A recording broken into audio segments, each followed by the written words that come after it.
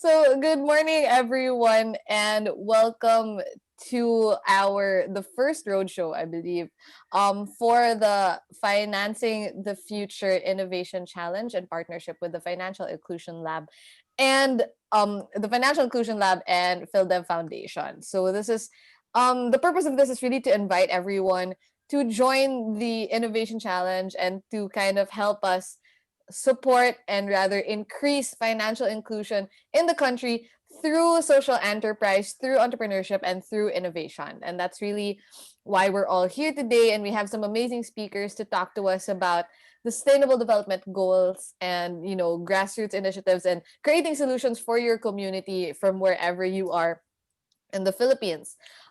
So to start off this program, I would like to invite Doc Elmer Soriano, who will give us some welcoming remarks on behalf of Financial Inclusion Lab.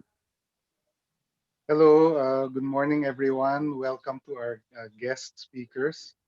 I'm Elmer Soriano. We thank you for coming. No, the financial inclusion situation in the country is worst in the Bangsamoro Autonomous Region of Muslim Mindanao. No? In terms of number of banks in the per capita in the region. No? It's really hard to get banks on-site brick and mortar banks in Basilan, Sulu, Tawi-Tawi, no, and even in the mainland. And that's why we thought that we would have a forum, a discussion on the opportunities on increasing financial inclusion in BARMM. Also, BARMM is in a transition. No? They're transitioning from the ARMM to BARMM to BARMM. They have a new government, and we thought that there are amazing opportunities to boost financial inclusion, and we actually believe that it's possible for financial inclusion to take off and become a model in BARM, become a model for the rest of the country. And that's why we're happy to have our guests today, and we look forward to this conversation, kicking off this a series of conversations with stakeholders in Mindanao and BARM on financial inclusion. Thank you. Thank you, Sir Elmer, for that introduction. Yes, we of course want to really encourage solutions within your community, especially in places where we don't really, it's not really well known, but we do know that there's a lot of potential in other regions of in the Philippines, especially in the BARM region. So it's very important that it's great that we have a lot of stakeholders involved in here today. We have speakers to talk about that. But first, what the heck is an innovation challenge? We have Samantha Chico from PhilDev to kind of introduce the innovation challenge to all of us and to also invite everyone to join. Hi, Sam. Hi, Ariana. Hi, Sir Elmer, and hi to all of our viewers right now and our guest speakers. So we are very excited to learn more about the financial inclusion situation in Mindanao, especially in BARM. But as Ariana said earlier, we would like to invite everyone first to our innovation challenge called Financing the Future Innovation Challenge for Financial Inclusion. So what is this financial inclusion innovation challenge? So can you see my screen? Yes. Okay, so the innovation challenge actually is a 2-week activity wherein we invite university students and community innovators to develop innovative ideas and address challenges that can be found in our industries or in our communities, such as the issue on financial inclusion. So this challenge's goal is to discover and develop people-centered innovations that can make financial resources inclusive and accessible to everyone. So this innovation challenge, as I've mentioned before, um, is implemented by PhilDev Labs, which is under PhilDev Foundation, that provides partners, innovators, and entrepreneurs an avenue to explore and develop innovative solutions to address social and economic challenges in the Philippines. And this time, for the very first time, we are working with the Financial Inclusion Lab under the Civica Asian Development Academy that serves as a platform to advance the praxis of financial inclusion and cultivate synergies and innovations among various sectors and stakeholders to improve the lives and families of the communities. So together with Field Lab Labs and Inclusion Lab, we hope to see innovative and creative ideas to really increase the financial inclusion in the Philippines. And so why does it matter? So for this year, as known to all of us, has been a very difficult year with the pandemic, with all of the natural calamities that we have experienced, like the earthquake earlier this year and the typhoons that happened in that lambasted Luzon, and of course some parts of the Visayas. And with those calamities and natural disasters, many of our fellow Filipinos have suffered, but nobody suffered more than those of the vulnerable. So, through financial inclusion, actually, it connects the vulnerable or our lower income families or the unemployed to the different services of the government and, of course, the private sector, and they can through it helps them to be it helps them to really jumpstart again their lives, if I may say so, and connects them to helps them to survive and navigate to the various challenges. So that is one of the first reasons that we can say why financial inclusion matters. It protects the vulnerable. Okay, so another reason is that financial inclusion enhances economic empowerment. So, by giving access to financial resources and services to individuals, families, and even businesses, they can take care of the different necessities and different needs that their families have, and they can also have the ability to plan for the future and, of course, address the many emergencies that we may face. Okay. And then also, financial inclusion fuels innovation, creativity, and market growth and sustainability. So, in the Philippines, 99% of the businesses are MSMEs. And not all of them have the capacity to scale up due to limited access to various services such as loans or credits. So, if we are able to identify services or innovations that can help them access these financial resources, then we can also catalyze the growth of these businesses, and in turn can help them rather um, be more creative, pursue more innovative products and services, and in the long run provide more jobs and provide more stable economic performance in the Philippines. And lastly, financial inclusion is help ease of governance. So with people being able to be tracked in the various financial inclusion services and resources and applications, the government can first clearly track the impact of our fiscal policies or other governmental policies that we have, and see if it really works for the people, or if not, what can we change. And also, especially now in this time, financial inclusion helps in giving access to welfare services, that for example yung mga ayuda natin. Yan na if we have more innovative ways to provide welfare services, then it can reach really those who are really in need at the moment. Ayan. So, these are just some general reasons why financial inclusion matters. But I'm sure as we listen to the talk of our speakers later, we will learn more why financial inclusion matters. So just a brief background, the Philippine financial inclusion situation. So right now, for many years actually, the Philippines has been actively pursuing the propagation of financial inclusion in the country, supported by the Bangko Sentral of the Pilipinas progressive policies for financial inclusion.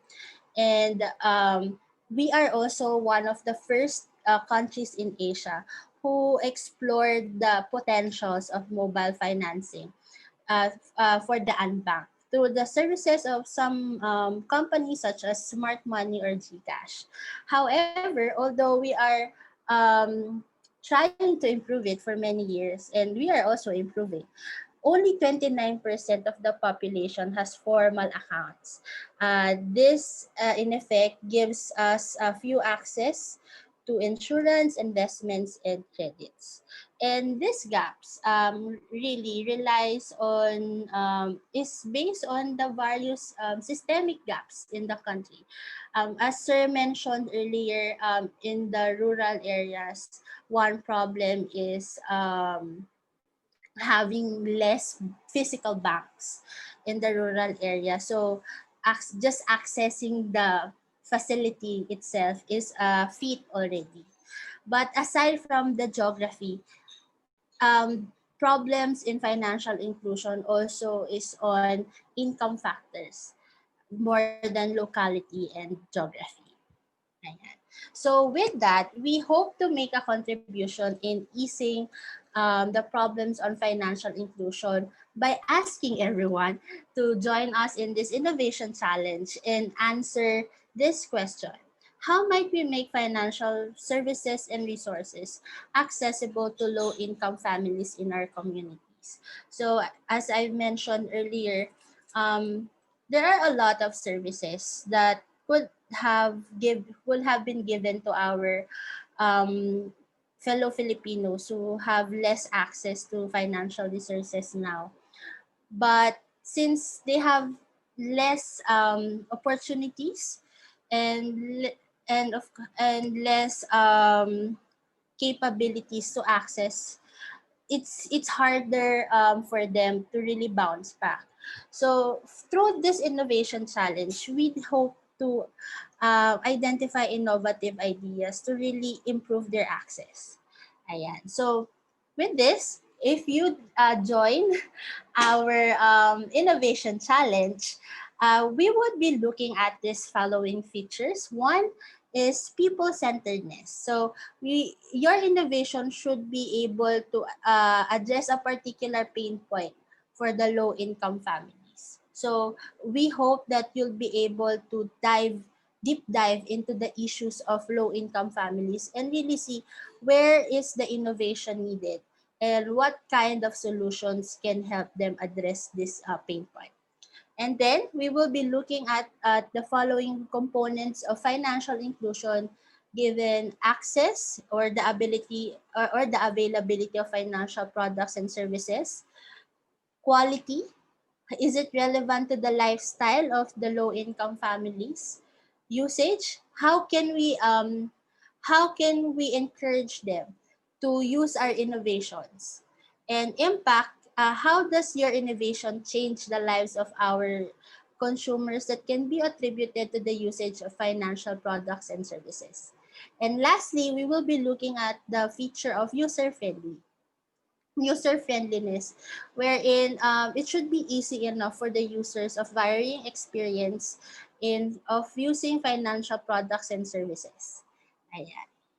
So the requirements to join are very simple.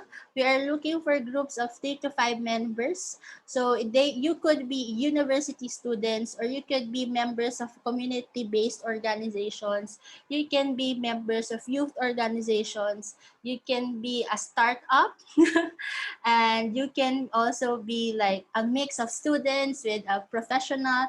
Actually, we're open to all innovators. So if your group has 3 to 5 members and you're interested to at least start the idea of having a social enterprise on financial inclusion, and you have access to Wi-Fi since everything now is online, and then you're welcome to join us.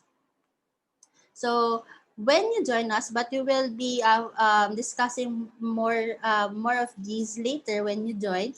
But we will be looking at these three criteria: scalability, innovativeness, and relevance. Yeah. So hopefully, when you join the Financial Inclusion Innovation Challenge, you will have these outcomes. Now, first and foremost, you'll learn skills on human-centered design thinking. You'll have industry knowledge and connections in the realm of social enterprise and financial inclusion. And hopefully, our innovations that will come up from this innovation challenge can help reduce the inequality by providing opportunities for the marginalized to access critical services that can help them provide for their present and plan for their future, or help businesses to contribute in their expansion. And hopefully, our innovations can also send a message to the local governments that, hey, you can partner with local innovators so we can solve multifaceted challenges together. Yan. So if you join that challenge, we'll have the following services that can help you. We'll have learning sessions. We have conversations with field dev labs trustees that can give you insights on how to make the perfect pitch or how to make a very good business plan to make sure that your innovation can be scaled. And also you will have mentoring from industry experts. So, just take note of the following dates if you want to join us. So we opened our registration last November 11, and you still have the chance to join us tomorrow, until tomorrow, since we're going to close our registration on November 27th, 11:59 p.m. And we'll have our challenge proper from November 30 until December 15th. So before I end, again, I invite everyone to join us in the Financing the Future Innovation Challenge. And if you're interested to register, kindly visit our website, and you can just find all of the information that you need as well as the registration link. So thank you very much, and we hope to see you at the challenge. Ariana? Thanks, Sam, for that presentation. Again, as Sam mentioned, we would like to invite everyone um, to join the challenge. This is open not just to students, but also to professionals. Financial inclusion is something that that really involves everyone, and all stakeholders, and to solve social issues is really a collaborative effort. So now let's move forward with our program. We have two amazing speakers to speak to us about financial inclusion and government programs and the intersection of all of those things, in terms of the BARMM region. Our first speaker is Miss Rosslaini Alonto. I hope I pronounced your name right. Miss Rosslaini Alonto. She's currently the executive director for Inclusive Solutions Consulting Inc. And she is also the economic and policy consultant for the provincial government of Lanao del Sur. She has been involved in the trade and development of the Bangsamoro Autonomous Region of Muslim Mindanao as a former officer in charge for DTI, and the chief trade industry officer. She was responsible for, or rather, the main focal person for the Marawi rehabilitation program. Miss Rosslaini, hi. Hi, good morning everyone. Assalamu alaikum. Um, so you mentioned a while ago how exclusive we are in the BARM in terms of financial inclusion. So tignan natin how bad is it really? Kung ano ang let's contextualize it in the experience of BARM. So allow me to share with you some my presentation for our future participants to dig deeper on the conditions of BARMM in terms of financial inclusion. For a while.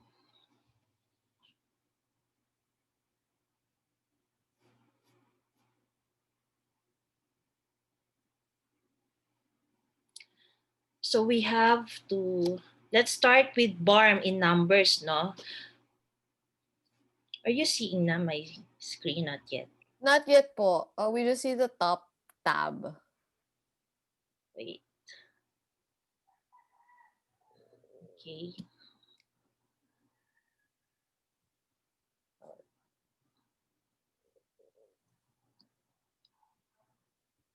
Nakikita nyo. Are you seeing na? Parang not yet po talaga. Wait.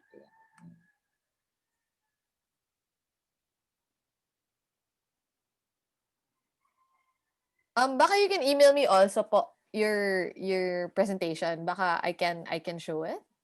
I can share my screen. Okay po. Sorry for this.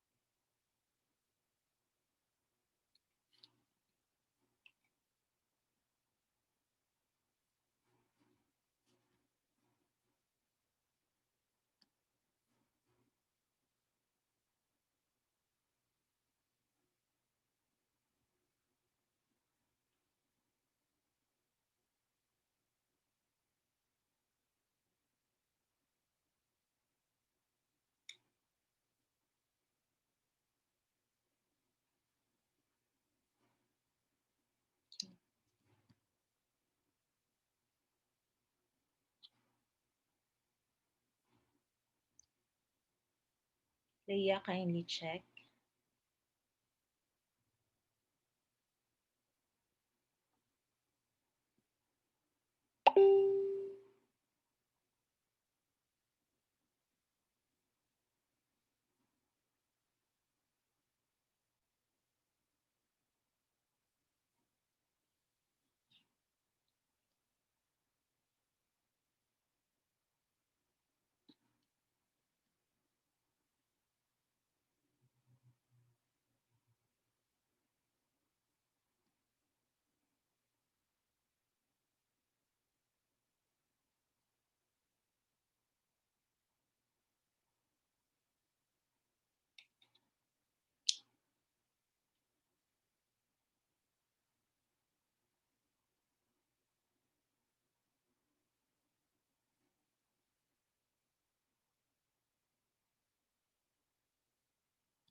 Hi, Leia. You can also send it to me para ma-forward ko and or I can flash it from my screen.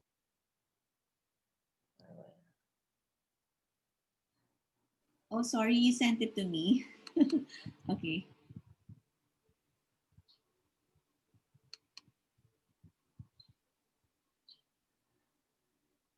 Do you have it, Elmer? I have it now.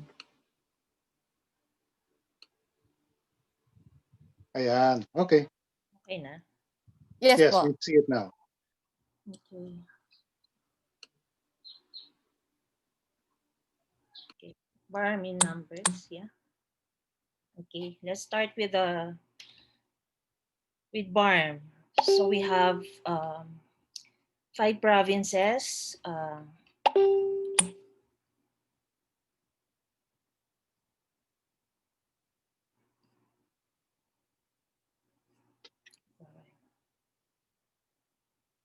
I can see my notes.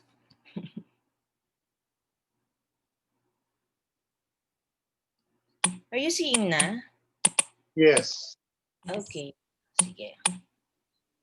We have 5 provinces, 3 cities, 116 municipalities, 2,590 barangays. This includes the 63 special geographic area in North Cotabato, and the population of BARMM is around 4.2 million.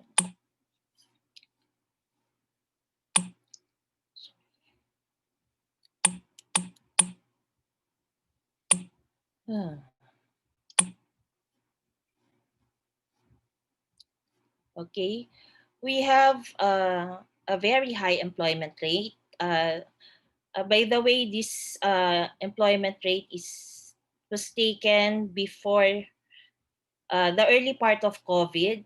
As you can see, it's very high.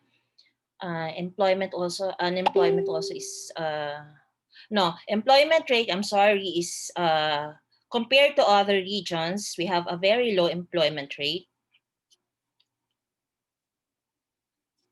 And of course, if you have a very low employment rate, ang taas ng poverty, and what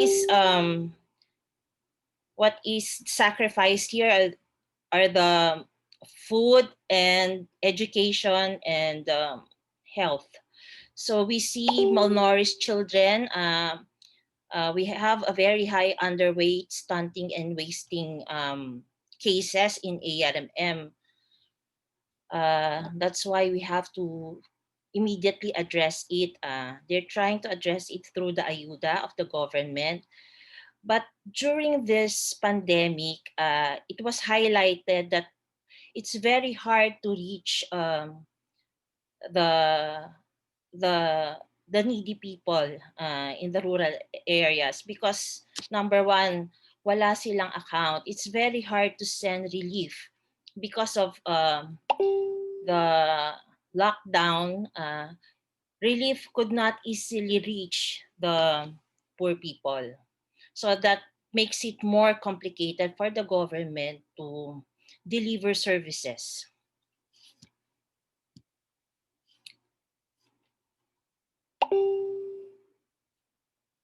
Sorry. I-edit naman to, no? So for Yes, the yes. Yeah. so what's the condition of for a while?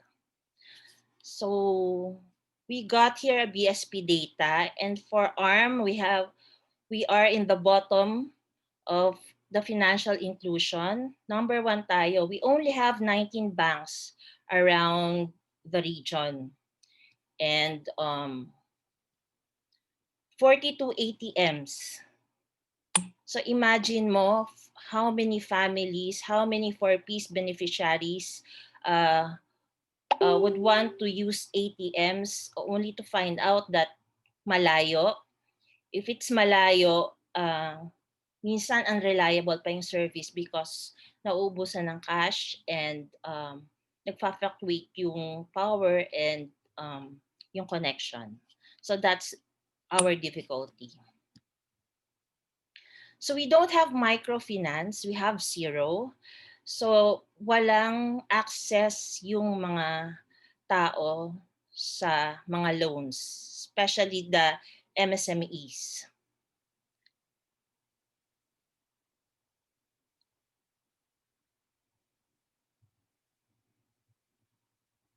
So with this, makikita mo no, poor bottom ang ARMM in terms of loans, access to loans. Usually sa study, they access loans not through banks or microfinance offices, but through relatives.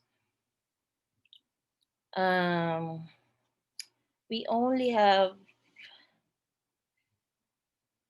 so hindi pa umabot sa 1% yung ratio ng ATM per 10,000 adults. Very, very, very small portion.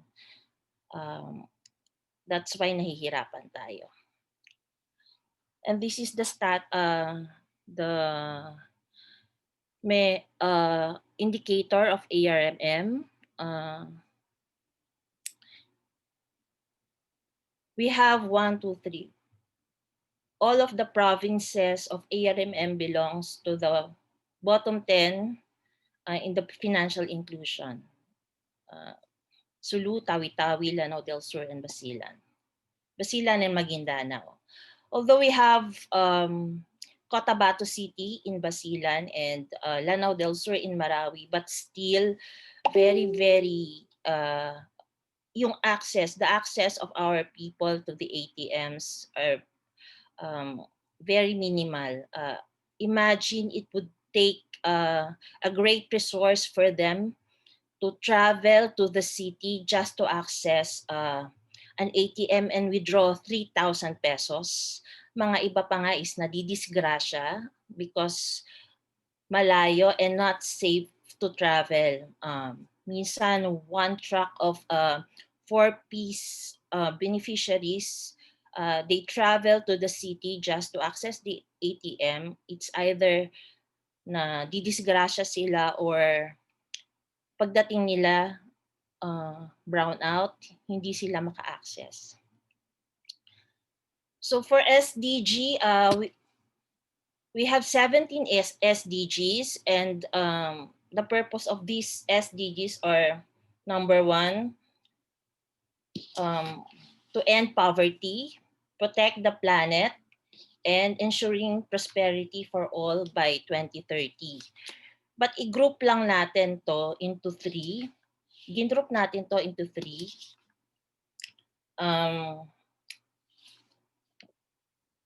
Okay.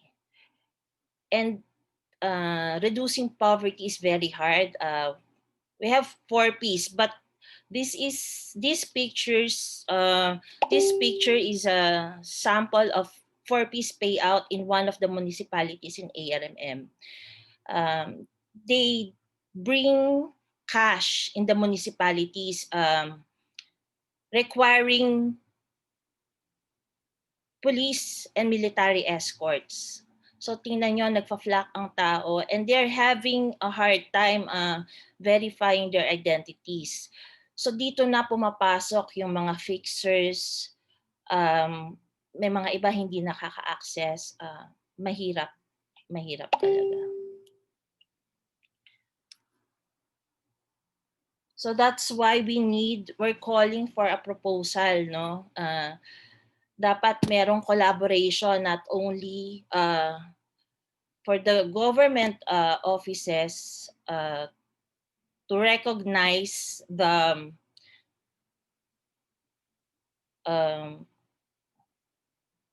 financial exclusion of BARMM and prioritize its delivery to the poor. So I was reviewing the Bangsamoro Development Plan, and sad to note, financial inclusion is not highlighted in the plan. So we need to lobby more to the BARMM government to make financial inclusion a priority. Another difficulty we're having, and it's a unique case in the ARMM, is that we have this concept of we are against hoarding. Islam prohibits hoarding of money. So this is very unique to the BARMM because many of us do not access financial products and services because may belief sa religion namin na it's usury. It's not allowed in our religion. So mostly, aside from wala silang access, if given access, hindi rin sila open to use the products and services offered by the commercial banks, the conventional banks the Philippines has. Kasi they believe hindi pwede ang hoarding and usury. That's why we need to innovate. We'll make it culture sensitive for the BARMM. That's why we're calling all our partners, the private institution, the academe, the CSOs, the NGOs, and the government, BARMM government, to help us innovate and make sure of the acceptability of what they will offer. Siguro kailangan din natin ang mga religious sector dito to explain to the people that it's not Islam encourages savings. In fact, we need to give our zakat, our alms, especially to the needy and poor. But to give that, dapat hindi ka maging poor. So Islam encourages savings but not hoarding. So that's what we need to be clear about, and we need the help of our religious sector in um, um, in making this uh, clear to our people that it's not haram to save in Islam. So what are the prospects? Have you seen? I have seen many cash stored in the houses and vaults in individual in I'm sorry in during the Marawi siege. There was one house that stored around more than 100 million in their vault. So that's why we're missing an opportunity to um, to we're missing an opportunity here to our people. This cash can be dispensed and the owners can even make more money out of it. Meron na tayong available na other products, yung third party na aside from banks, diba? POS, you can dispense money, you can be of service to the people, at the same time gaining a fee out of that service that you provide to the people. Malaki ang demand. We have many OFWs. We have students. We have students. We have students studying outside ARMM. That's why their families need to send them money. We have a very mobile population. May mga in diaspora. That's why we really need financial inclusion and make this as a priority of the new BARMM government. So far, thank you. If you have questions, I'd rather answer it. Okay po. Thank you po, Miss Rosslaini. Very insightful, and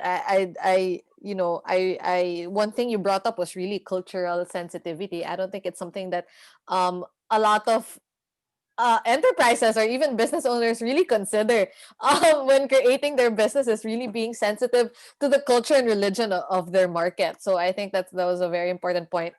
We'll get to a panel discussion and Q&A later on po. But right now, I want to move on with our next speaker, Miss Ingrid Sinsuat. So Miss Ingrid has given 16 years of public service. Miss Ingrid has given 16 years of public service in the autonomous region in Muslim Mindanao. She is a graduate of Ateneo de Davao University and has represented the Philippines in multiple international food expos. And she was the Philippines' youngest representative in the Asia Pacific Youth Forum in 1999. I'll give you the floor, Miss Ingrid, to share your thoughts. Good morning. Can you hear me? Yes, Okay, po. good morning. Good morning, everyone. Assalamualaikum, especially to our lead panelist, Ms. Rosslaini Alonto. So today I'm going to share with you my strategy that is focused in the Bangsamoro Autonomous Region in Muslim Mindanao. This is entitled Strategy Paper for the Implementation of a Mixed Model Internal Audit Function to Improve Governance and Public Service Delivery of Organizations. However, for the benefit of the students, it's going to be difficult to understand BARMM or the Bangsamoro Autonomous Region in Muslim Mindanao without having a glimpse of a little understanding of the autonomous region in Muslim Mindanao. So the autonomous region in Muslim Mindanao was created under the administration of President Corazon Aquino because of the decades of conflict that happened in the South between the government forces and the strongest revolutionary uh, movement, which is the MNLF, or the Moro National Liberation Front. So the president thought that it was a creation of an autonomous region is the solution to the conflict problem in Mindanao. So she signed the Organic Act of the Autonomous Region in Muslim Mindanao. However, since the creation of the autonomous region, it was plagued with high incidence of corruption. So with the election of President Duterte, he ratified the Bangsamoro Organic Law, which created the BARMM, or the Bangsamoro Autonomous Region in Muslim Mindanao. So basically, BARMM is just a replacement of the autonomous region in Muslim Mindanao. But Bangsamoro Organic Law provided stipulation that provides for a stronger fiscal autonomy for the people of Muslim Mindanao. So under the Bangsamoro Organic Law, the sources of revenues would be the annual block grant, which is 5% of the total internal revenue allotment of the national government, the Special Development Fund, which is 50 billion pesos for 10 years, plus the grants, endowments, loans, and foreign assistance.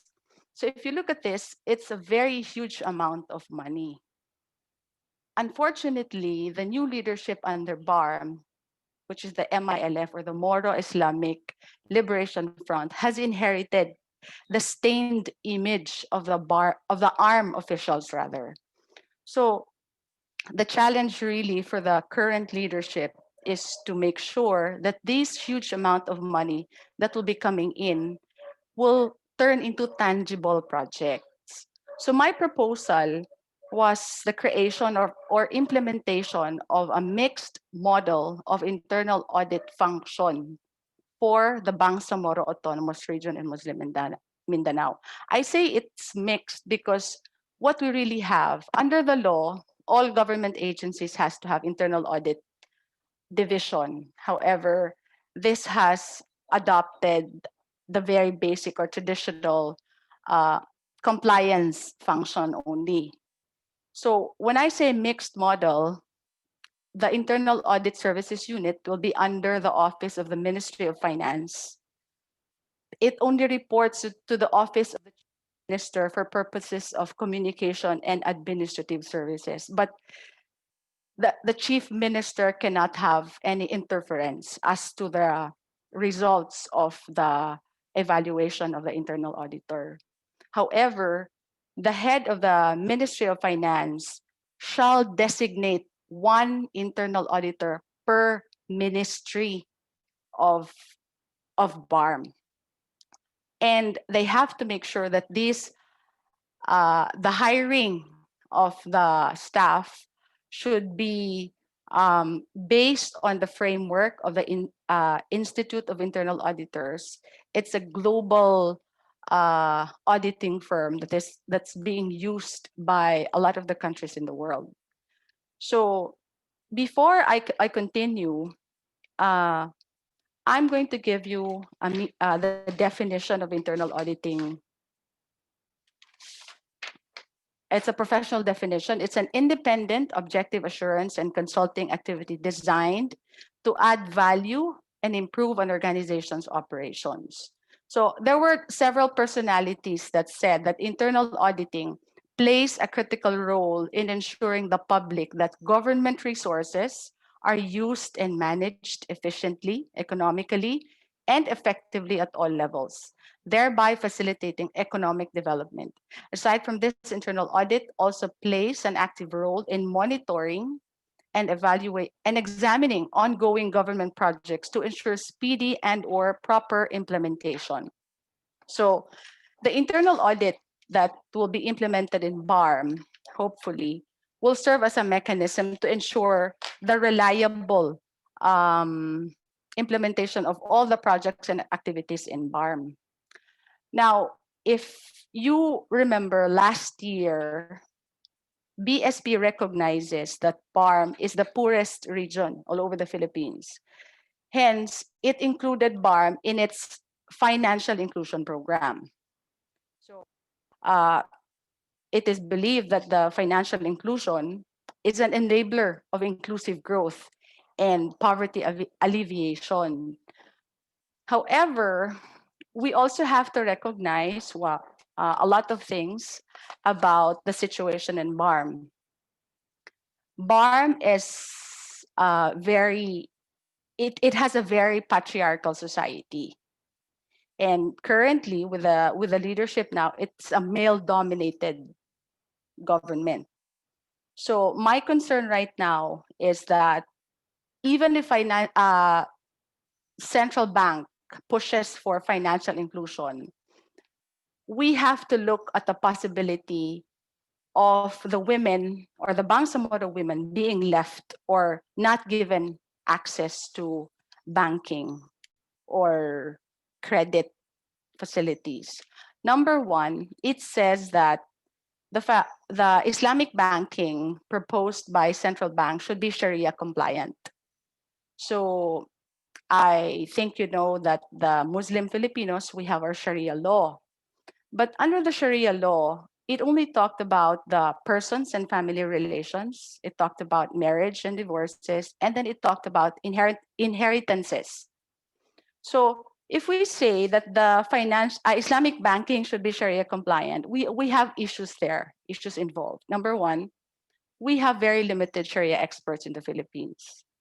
But assuming, for example, we have enough or more than enough Sharia counselors or experts in the Philippines, the Sharia has provisions that um, prohibit the women from having access to banking. For example, we have the issue on identity. Mr. Rosslaini mentioned about it already on the problem of identity.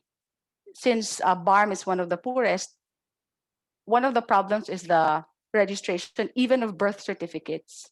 So everything starts from there. If you don't have it, you cannot move forward already from the other requirements. Next, under the Sharia law, we have the acquisition of property for women. Women cannot have gratuitous properties under gratuitous title without the consent of the husband. So if the husband does not consent, women cannot have properties under gratuitous title. So the question here is, there are banking institutions. Like if you want to open an account, so you start with the identity and then assets. They're going to ask for assets, right? So usually these are properties. So behind na kaagad yung mga kababaihan because they have limited properties. That is with the issue of the husband. When it comes to inheritances naman, women, mas malaki yung share na binibigay sa mga anak na lalaki when it comes to inheritances. So again, that already bars the women from, they may have, but this may not be enough, for example, sa bank requirement, right? Another thing is on the practice of profession. The Sharia law allows women to practice profession. However, if the husband says that you don't need to work because I have enough income to support you, so that's already another hindrance. But these are the things that we have to look into for the financial inclusion program. Kasi na-anticipate ko that the program, the financial inclusion program is very, so maybe a more proactive move is to adopt innovative tools like, for example, leveraging the use of internal audit tools like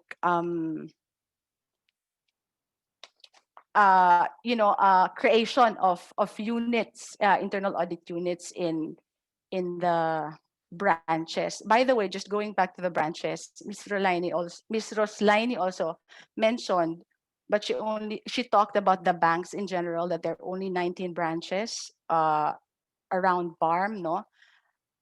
Uh, in terms of the branches of Al Amana, which is the bank supervised by central bank to enforce the Islamic banking, I think we only have about 7 to 9 branches all over the Philippines, and it's located in non-Muslim dominated cities. So mahirap din yung access niya. And then um, how do I relate now the internal auditing to the financial inclusion program?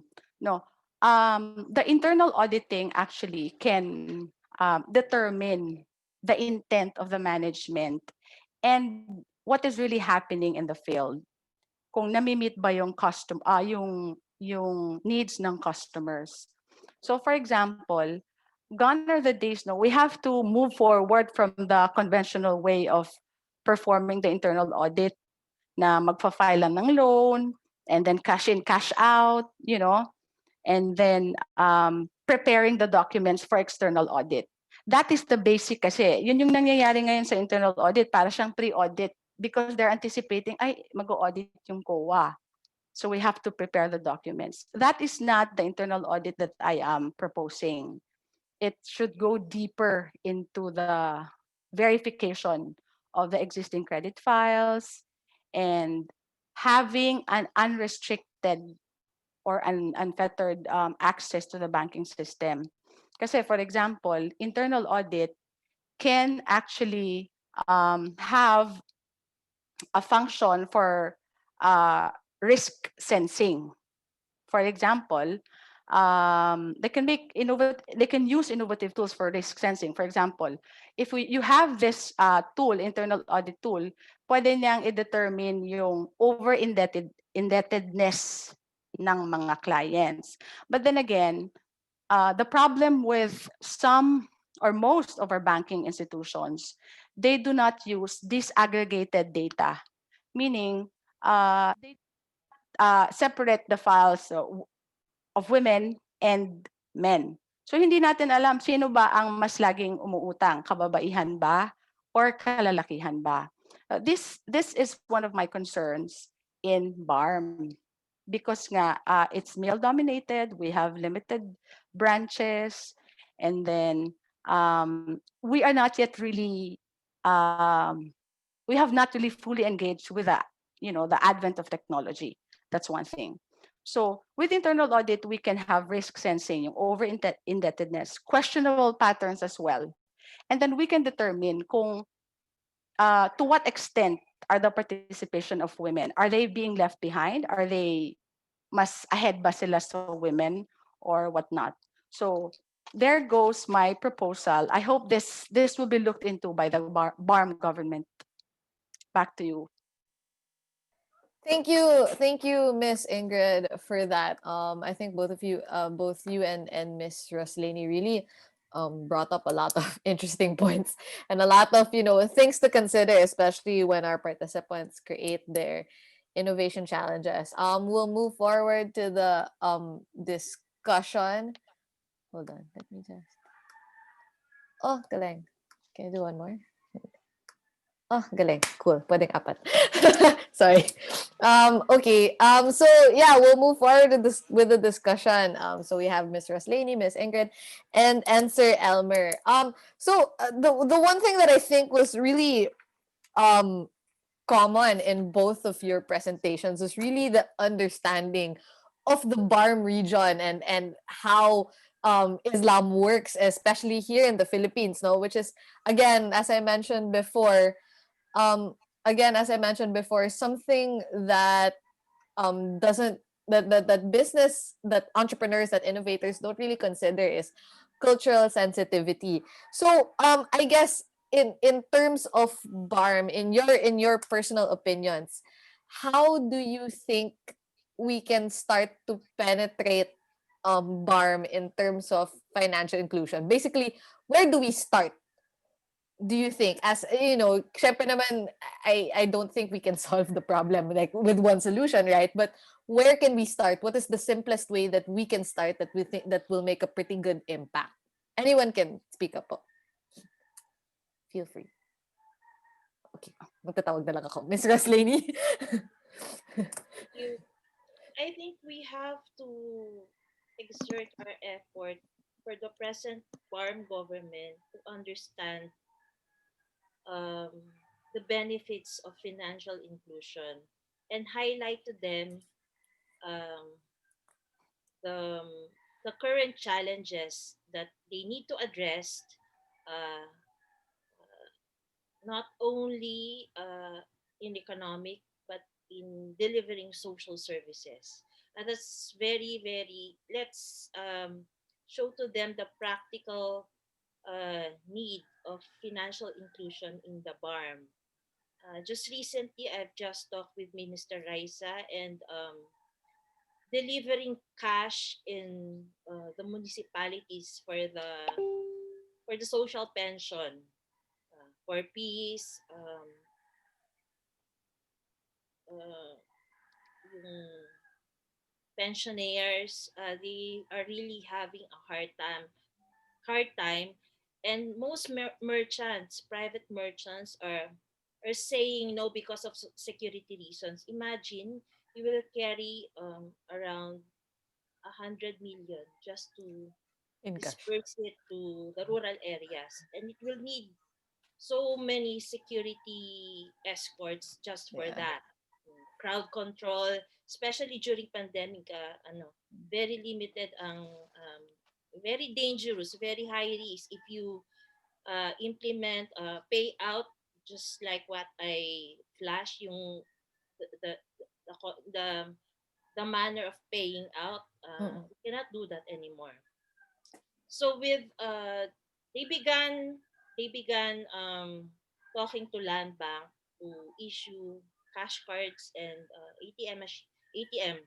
But the problem is saan mo isasaksak, di Yeah. ba? Yung, Walang onti lang yes. naman yung ATM. And I think yung problem of very rigorous yung requirements ng land bank for the beneficiaries. You will need two government IDs. Yeah. It's like what by Ingrid said, ID pa, wala nang wala nang trabaho, walang birth certificate. Minsan nauna pa mag-apply ng death certificate before the birth No. certificate. Maraming Oo. cases na ganyan. So yung accessibility nila. Yeah. So kailangan natin ipaintindi anong practical solution dyan. Uh, I think kailangan natin ibaba yung products and services na available because hindi pa nakaka-capture ng imagination nila na meron palang nag-exist na ganyan like POS, yung Encash. Pwede mo na palang for as long as there is signal, you can withdraw using POS. And yung maraming cash, may gas stations, may mini groceries, they can provide service at the same time. Earn from that, di ba? So yung sa convenience fee. So hindi pa nakaka-capture ng imagination nila. It's up for us to bring down sa government side at saka sa mga negosyante natin sa baba who have enough cash to service the needy population. Yeah. And I think part of it is really sige, Sir Elmer, go ahead. Well, yeah. Well, I have a question along that line for both si Leia and si by Ingrid. So si Leia, I know she did as part of her masteral coursework, she designed a startup venture on financial inclusion. And so I guess the question is, ano, how can a grad school support students in incubating or designing ventures like this? And then maybe question for by Ingrid, how can we tap the local universities, no, Mindanao State University, Notre Dame, or maybe even schools in Zamboanga and Davao to start incubating this so that, as we design more culturally sensitive products, we are actually closer to the ground. No? Kung kunwari nasa Yeah. Notre Dame University in Cotabato, then you have people who are immersed in that environment, so they know how to design it in that way. So how does a university support student ventures, and do you think it's feasible to do that from the local universities in Mindanao?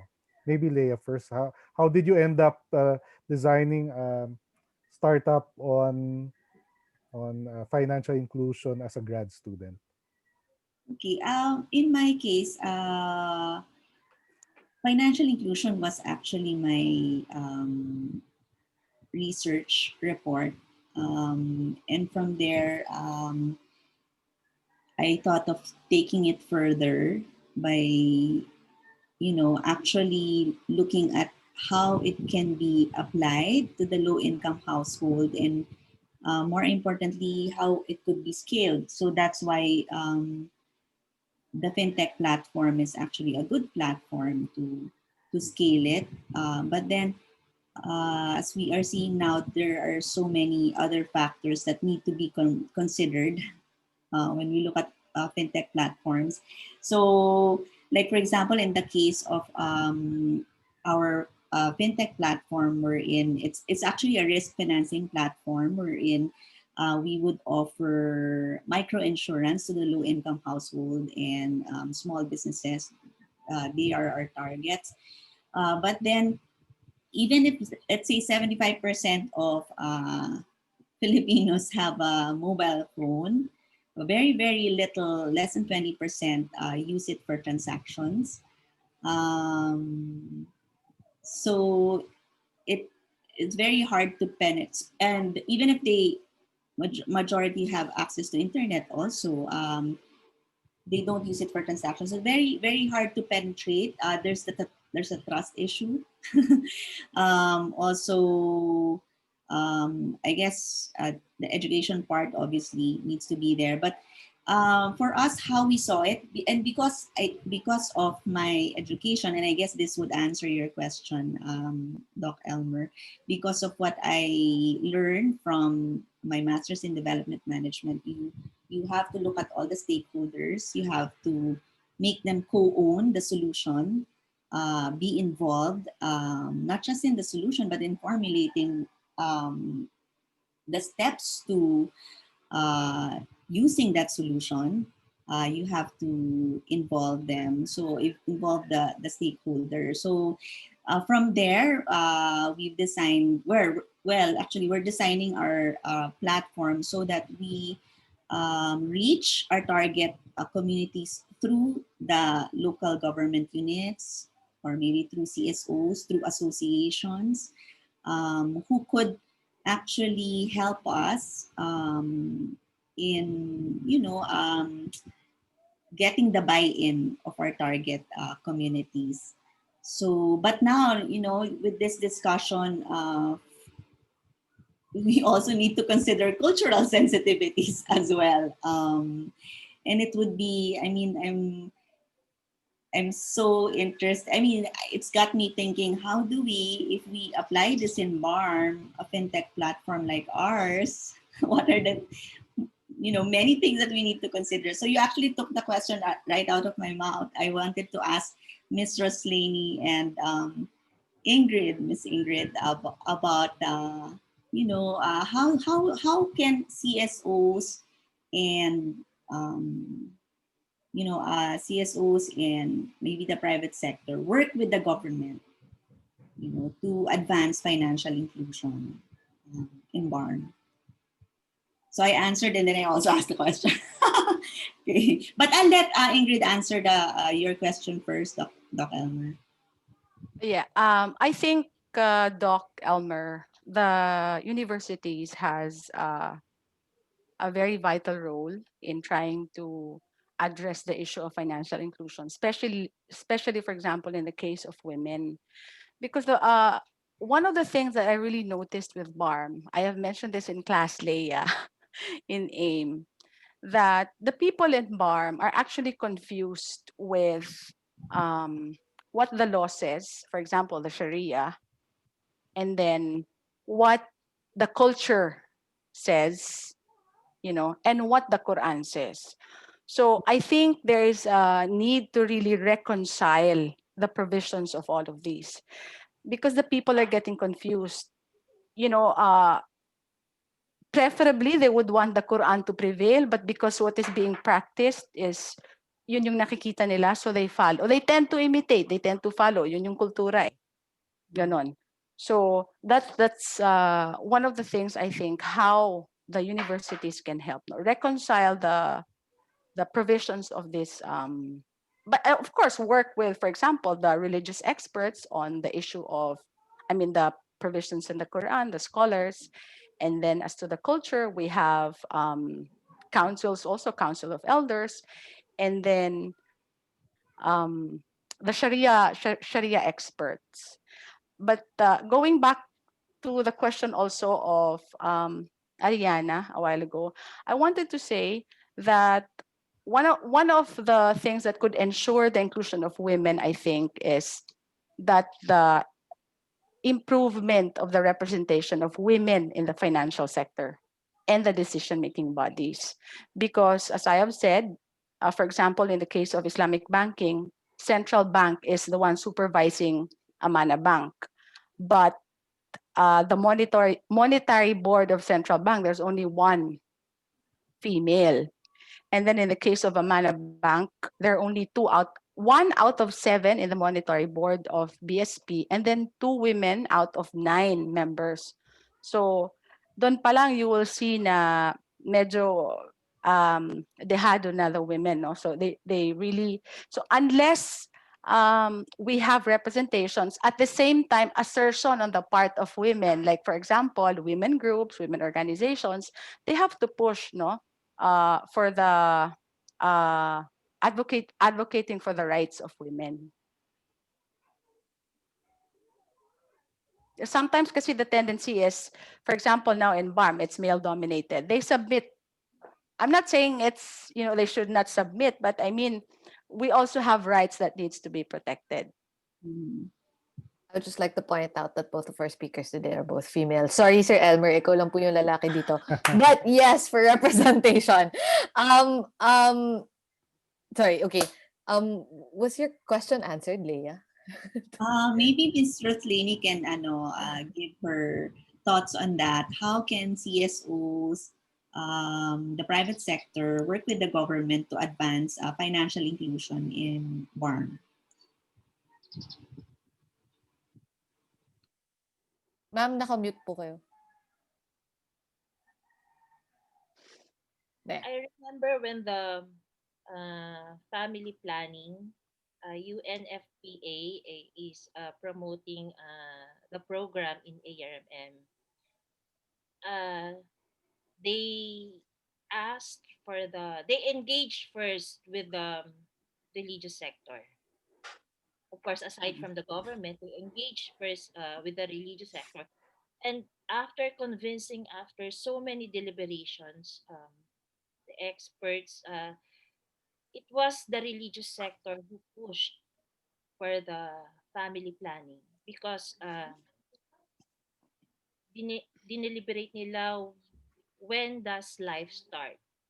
So nakita nila na there are acceptable methods in family planning that does not terminate life. It only prevents it. So to think mas liberal nga ang tingin ng Islam than sa Catholic Church I think magandang i-explore yung strategy na ganon.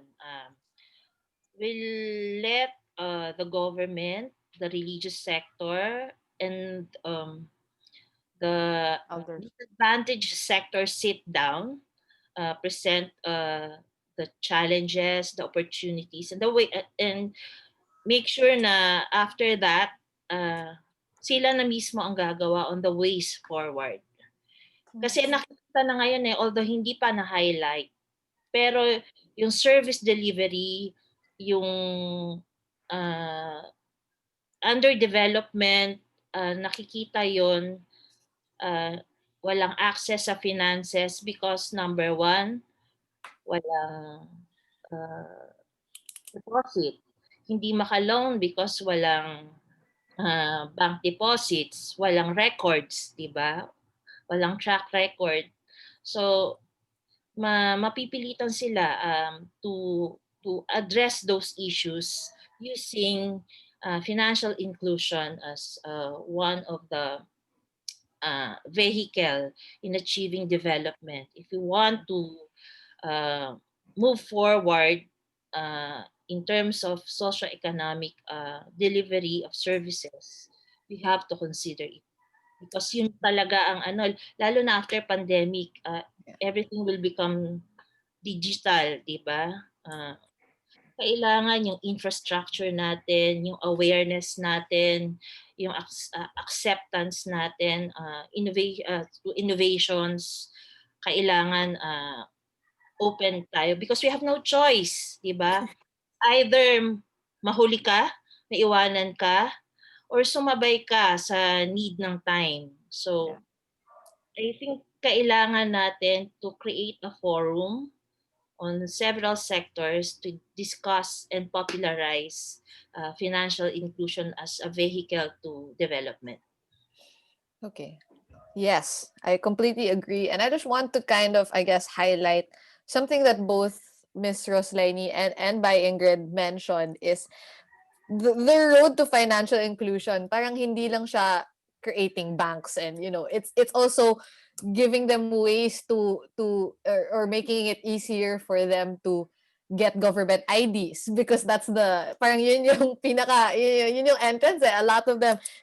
I think somebody mentioned, I think it was Miss Roselaini who mentioned birth certificates pa lang parang wala na. So I think just for all of for our audience out there, financial inclusion doesn't just mean creating financial resources, but giving them the avenues to make it easier for them to get even loans, insurance, just the basic financial resources.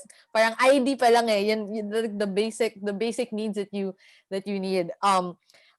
So yeah, so that's very important. But I just want to I guess ask from those on the ground, from you by Ingrid and Miss Rosslaini, having both I think worked in the government, having both worked in and with the government. So, what are the difficulties, or rather, what roadblocks can we expect, or parang that you think should be bypassed, or that hindi naman bypassed, but like that you think should be eased up on in terms of red tape and bureaucracy, kasi nga po madami yan eh. So parang where can we start in terms of working with the government na pwede sabihin baka naman we can ease up on that? Anyone can answer. Meron ba? In my case, for example, since I'm advocating for women inclusion, one of the problems I have seen, not just in BARMM, it's all over the Philippines, is that we have DSWD, right? But DSWD caters to the women, to the youth, to the elderly, persons with disability, and internally displaced persons. But we also have Philippine Commission on Women. So we have an institution that attends to the women, na specific siya sa women, but we also have the SWD. So that's one thing. No? We have to scope down kung ano talagang institution yung dapat na mag-focus lang sa babae. Because if we give, napaka-broad na ng function ng DSWD. Like, ang dami niyang hinahandle. But I understand that there is already the proposal or created na yata yung Commission for the Senior Citizens. So, if there are already institutions catering to the specific sector, alisin na sana yon sa focus ng DSWD. Kasi when you say social welfare naman, that's very, very broad. It could be education, it could be, health, a lot of things, a lot of development issues. But if you say, if it's just the women, sana one institution na lang. So that's where I think red tape and corruption gets in eh. Ang daming institutions na hindi alam ano talaga yung itututok nila na function. Anyone else? Okay, go ahead po. I think for the women, no, as by Ingrid mentioned, may mga limitations ang kababaihan. But that's only for receiving gratuitous property. But in Islam, strictly speaking, hindi lahat nagpa-practice nito, but women can acquire private property. Wala kaming conjugal unless meron kayong understanding with your husband na sharing to. But for example, your dowry, your salary, it's not conjugal. It's yours alone. You have the power to dispose it or to keep it. That's what Sharia provides. And it is empowering kung yan, ma-practice talaga and maging aware yung mga tao. Even Muslim women, very, very seldom lang yung nakakaalam ng rights nila under Islam. Mas maganda nga ang mabe-benefit nila compared to sa civil code, diba? Because you can earn, it's your personal property. Kung anong sweldo mo, it's yours alone. Hindi ka obliged na to maintain the family. It's the husband's obligation to provide for all the needs of the family. And kung nagsusweldo ka, kung meron kang business, sa'yo lang yon. Walang right yung lalaki doon unless you voluntarily share it. Yun yung mga gusto kong tindigan nung pag-introduce nito na to encourage women and children and vulnerable sectors that mas ma-empower ka with the right and yung availability ng products and services. Saan mo itatago? Diba? Kung nasa bahay lang yan, hindi mag-grow yan. Like Marawi Siege, nagbaha, nasunog. Sunog din yung money mo, di ba? Nabombahan. So, for safekeeping or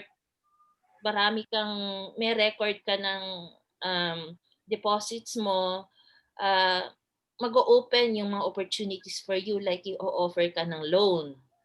Marami. Car loan, housing loan, business loan.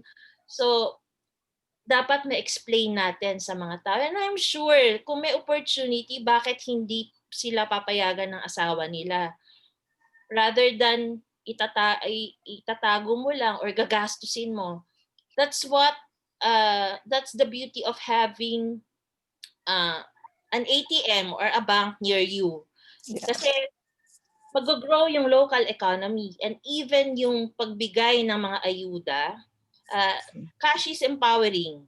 Diba? You not only help yung nangangailangan, yung IDPs, but yung local economy mabilis makabangon if nandun lang din yung mga ATM, because that means you withdraw from your place and also you spend the money you got from the government doon din mismo. So magpo-flourish yung sari-sari store, grocery, hindi ka, yung you get more value for your money. Kung 3,000 ang ayuda mo, mamamasahe ka ng 500, pipila ka ng half day or more than half day, kakain ka. Pag doon may ma-withdrawhan ka malapit sa'yo, hindi ka magpa-panic withdraw na tapos bibili ka ng hindi mo talaga kailangan. Makikip mo yon as savings. savings mobilization, one of the purpose of having yung uh, ATM sa malapit sa bahay mo or very accessible sa iyo. So yun ang kailangan nating i-explain even with Minister Jajuri. Kasi siya na yung proponent ng ATM eh. Pinapa-ATM na lahat niya ngayon ng 4Ps beneficiaries and even yung social pension. And ano ang benefit nito sa ekonomiya? Nagpa-flock tayo sa city or sa urban areas, tapos doon din tayo mag-spend. And mauuwi lang natin siguro for the real purpose na yung ayuda, siguro small percent nun. So, di ba, mas empowering, mas makakatulong sa local economy if we promote yung financial inclusion sa mga rural areas. Okay. I just want to say that anyone can ask questions to everyone, to any of the panelists. So feel free. This is a free flowing discussion. But coming off of that po, na ayun nga, it's up to us to kind of bring that information down to the grassroots. On the other hand, how do you think we can empower these communities? Kasi syempre, me coming from Manila, or even a lot of the, what do you call this, universities like UP, Ateneo, LaSalle, all of that, they all have a very Manila-centric, I mean, no offense to all of those people from those schools, but they all have a very Manila-centric, sort, or rather big city-centric parang mindset. So parang in my perspective, yung the ones who can really innovate for the community are those who are part of the community, yung mga grassroots initiatives. So how can we encourage our students, our local communities, our NGOs na how can we empower them to create solutions for their own community?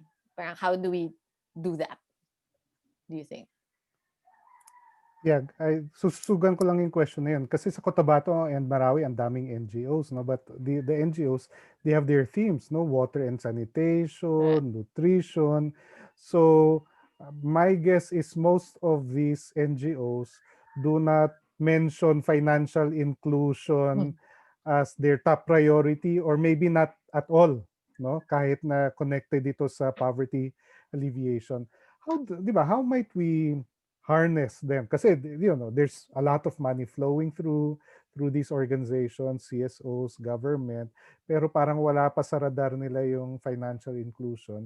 How do we, di ba, piggyback the financial inclusion agenda onto non-financial inclusion organizations, but they're knowing that they are actually cross-cutting, whether they're education or health or economic development, meron yan intersection eh. So ano yung nakita niyong strategy for that? I think kailangan ng more engagement sa grounds and explain sa kanila in a very practical way ano ang benefits nito. Yung nakikita nila, yung nafe-feel nila na difficulty, masusolusyonan agad. Ano yung practical answer ng financial inclusion sa everyday life nila. Pag-send ng allowance sa anak, paghingi ng tulong. Kasi sa amin, very, ano na yung, when someone dies, kailangan magbigay ka ng tulong. But sa ngayon, hiwa-hiwalay kayo, hindi kayo pwede mag face-to-face, and sending your tabang, your help to your relatives, to your family, it's difficult. But if kung merong ganon, di ba, send mo lang yung account, GCash, transfer, it's easy. Tingin ko sinong hindi mag-embrace ng idea na ganon if it will bring you convenience and mapapractice mo pa rin yung tradition nyo with that, mag-upgrade ka nga lang. At kailangan mo rin ng suporta ng mga vital institutions for that. Okay. Another thing, a lot of students here in Cotabato City, I think, this is my personal opinion, they do not really understand why there are so many NGOs here in Cotabato City. No, parang I think what the universities can do is that to I'm not sure if it's going to help, like having a course or a subject of really forcing the students to be updated about development issues. Yeah. Kasi we know that the students now, the children, the youth, hanggang college, iba na yung mindset nila eh. But very little to no involvement talaga sa community issues. So I think it's very important that they know a lot about their surroundings, like here in Cotabato City, because Cotabato City is the center of the seat of government of BARMM. BARMM nga is the poorest region. So ang daming NGOs, international NGOs. I am not sure if students really know why they are here. So dapat talaga kasi ang courses lang I think that are common here is social work. Wala talagang very much related to the development issues. So passing lang probably. So I think there's a need to focus on engaging them. Okay. Yeah. Yes, I agree. Parang go ahead, Miss Leah. Yeah, just hearing from Miss Rosslaini and by Ingrid, yung role talaga ng, kasi we're looking at CSOs, private sector, public sector, pero yung role talaga ng academe is very important in tying up the loose ends, diba? So siguro when we look at social innovations, this is an invitation for those who will join the challenge, is that yun nga, we just don't look at a product, it could also be a service. So with with everything that by Ingrid and Ms. Rosslaini has mentioned, parang there's so many opportunities, whether it's a product or a service, to really, innovate to pursue financial inclusion in BARMM. So that's it. I just wanted to say that. But parang financial inclusion isn't naman I think isn't too complicated. I mean, it sounds kasi nga may financial na word, so parang wow, math. But like it's not we just think it's so hard to reach. Pero it really involves, like, ayun nga, it touches upon a lot of the sustainable development goals, coming from no poverty, quality education. Every one of those goals really help in increasing financial inclusion. So parang, ayun nga, like I mentioned earlier, just allowing, creating an innovation that will help the citizens in BARM to get IDs easier is already one step closer to financial inclusion. But with the innovation, or I guess with the tech that we already have now, like Ms. Roslini mentioned, GCash, PayMaya, I'm not entirely sure what the penetration is of GCash and PayMaya and these things in the BARM. No penetration. None. Okay.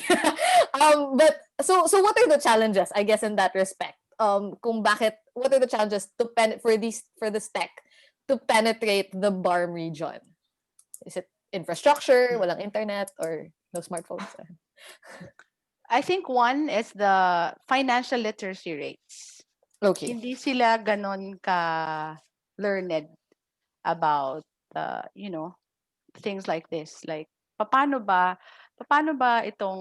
what is financial inclusion? Pag umutang Yeah. ako, the pros and cons of once there are finances involved, medyo yun na nga, like what you said, parang atras na sila. So we have to improve in that aspect. Okay. Related to that, uh, so may SK Sangguniang Kabataan rin kayo dyan eh, no? And there are, ano na nga ba yun? How many 100 barangays? 200 plus barangays all over BARM or something. So what do you see, what might be the role of these SKs? No? Kasi they have some authority and some budget in the barangay, and then the federation, they have a seat in the municipal council. I don't know if it's exactly the same way sa BARM, no? Because that's the structure outside of BARM. And then meron pang provincial board seat ang SKs. So how might the SKs advance the financial inclusion agenda in BARM? Parang is this too boring for them, or is it possible that a subset will say, wait, this is actually cooler than I thought, and what might they do, no, given their authority and reach to move this agenda? For the youth, I think, siguro, because they represent change. Mas open sila sa change. And usually, pag inuutusan, even credit card, ATM cards, minsan hindi confident ang parents to transact or to make withdrawals. It's usually yung mga anak, di ba, na ikaw nga, mas techie ka eh, mas alam mo to. Makakainin ng machine yung ano ko, yung pag ako ang magtatransact. I think mas open sila and they have the ability to translate it to the adults. Ano ang benefit nito? Ano yung um, practical side na pag nag-adapt tayo or i, subukan natin to, eh, makakatransact tayo ng much easier and better na hindi hassle for us. It's the youth that can speak to their parents in a language na mas convenient at mas maintindihan because sila yung nag-uusap tungkol dyan eh, lagi. As to the youth leaders, I think your question was on the youth leaders.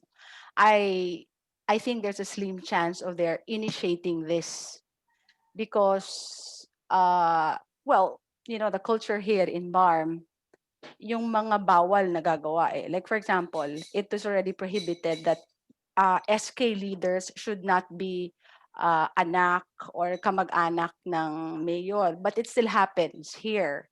So if that is the case, it's going to be difficult for them to initiate it kasi whether they are the sons or daughters of the mayors or hindi, what really happens in ARM sa mga SK leaders is they just they go along, sabay sa agos lang sila.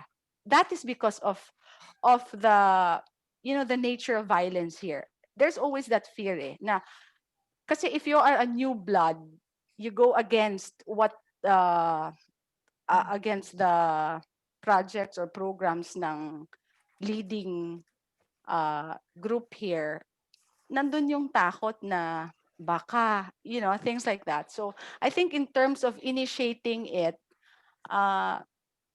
slim ang chances. Although, like what Ms. Rosslaini said, kung talagang yung enthusiasm, nandyan sa kanila yon. Nandyan sa kanila yon. Pero yung to have the guts, to really push for it, I think very slim po yung chance. Okay. Miss Leia, anything to add? No. Very, very interesting and insightful, actually, but nothing to add. Okay. Okay. So we're just gonna go into like some final questions before we wrap up. And I guess one of the it's really about not get the what do you call this, the tagline ng SDGs is no one left behind, right? So I guess that's the thing is BARM, despite many cultural and religious differences, is still part of the Philippines. So it should be in our best interest to include them in the development. And I guess you mentioned, Miss Rosslaini, it would be great to have a stakeholders meeting, parang ganon, to discuss. But why do you think hindi pa nangyayari yon? Because wala pang pangalan for them. Very alien pa ang financial inclusion sa kanila. Yeah. Even the planners, di ba? parang if you introduction ng financial inclusion, parang as if you're speaking tongues. But if you explain it to them, ano to talaga, sabi niya, oh yes, problema namin yan. It's a matter of engaging them, di ba? Yeah. Ito naman.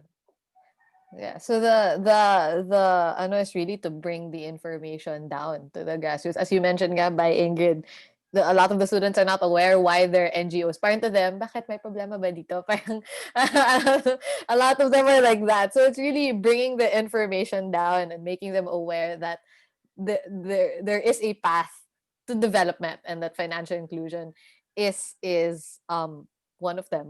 Is a big part. Financial inclusion is a big part. So I guess I just want to kind of allow you both, by Ingrid and Mr. Slane, to give your um final, hindi naman final, closing remarks, closing remarks to our audience, to kind of about on financial inclusion, and how we can encourage them, or inspire them to innovate for the BARM region and for the Philippines. Mr. Roslin, you can go ahead. Okay. Uh, First, I would like to thank you for organizing this event. It's very timely, especially during pandemic. Na-highlight yung kakulangan natin sa products and services, and in the future, if you want to effectively cope with this, kailangan natin i-embrace yung, for us, new concept, but very necessary and very uh, immediate yung need natin sa financial inclusion, not only for the grassroots, but for the government to deliver effectively its services sa in a wider and deeper um, population. And with this, we hope to popularize the concept, for the people to appreciate what financial inclusion can offer them. Uh, Innovation, it's very important na yung it's us who will develop a solution to our problem in the context of BARM, because it's more cultural and religious sensitive, and I think if the innovation comes from us, yung suggestion, the people will easily embrace it and accept it as a solution to the problem. With this, again, thank you and good luck sa gustong sumali. Sana um, mas makatulong to. Hindi na mahirap tumulong at sumagot sa mga problema because of this kind of platform. So with that, good luck and salamat by Ingrid for being my sparring partner para mapaintindi sa kanila yung konteksto ng BARM and offering solutions to what's hitting us hard. Thank you very much. Thank you po. By Ingrid, go ahead. Same thing. I want to thank everyone, especially Doc Elmer and Miss Leia, for inviting me here, and Mr. Rosslaini, and giving us the opportunity to really let you know how unique the situation of BARM is. So I am looking forward to the involvement of the national government really to solve the issues in BARM, because I hope they do not forget that the problem of BARM is the problem of the Philippines. Yes. So dapat talaga the fact that they are recognizing this as the poorest region, they should not be compliant, no? Dapat po talaga tutok yung supervision nila ng programs and projects that is i-deliver sa BARM. Thank you. Sir Elmer, Ms. Leia, if you have any final thoughts. I'll go first. I just want to thank again Ms. Rosslaini and Ingrid. I did learn a lot, and you know, I always say, parang I'm not also an expert of financial inclusion, but if you are an expert with something like Ingrid, you're advocating for gender equality. Ms. Rosslaini, you have many advocacies as well. There's plenty of ways that financial inclusion can be part of your solutions. And like what Doc Elm was saying, at the very end, it's the goal is poverty alleviation, reduce inequalities. Yeah. So um, yeah, so I'm just I'm glad that we had this discussion, and I really hope that we can get uh, organizations or teams to join this innovation challenge, because it's very really very important. And siguro I just wanted to add that By Ingrid has also volunteered to mentor the team. Yay. Yes. So yeah, so for this innovation challenge, she would be one of our mentors. So again, thank you for being here and for this very insightful discussion. Sige sa akin. Thank you very much again, no, to by Ingrid and Miss Ross, and also Ariana for really keeping the conversation interesting, and Sam for organizing this. The Financial Inclusion Lab aims to bring together diverse voices. No, parang it's we will not be the Financial Inclusion Lab will not be producing the solutions ourselves, but we will be creating a space so that the different voices and thinkers and ideas can come together, no, in BARMM, in Manila, in other parts of the country.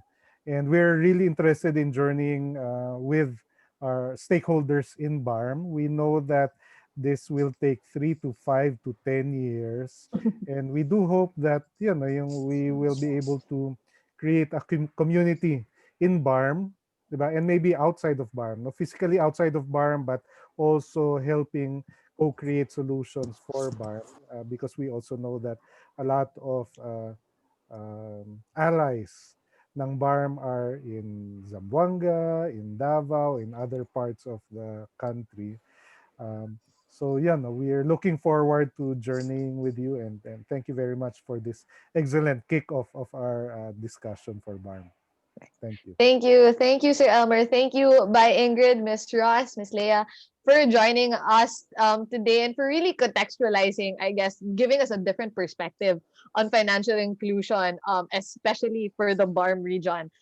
So for all of those students and NGOs and organizations who are in the BARM region, I think it would be great if you would create a solution or or an innovation for your community. And I think it was one of the things that was really the point of this discussion, is to encourage innovations for the BARM region and for your community. And there were a lot of points.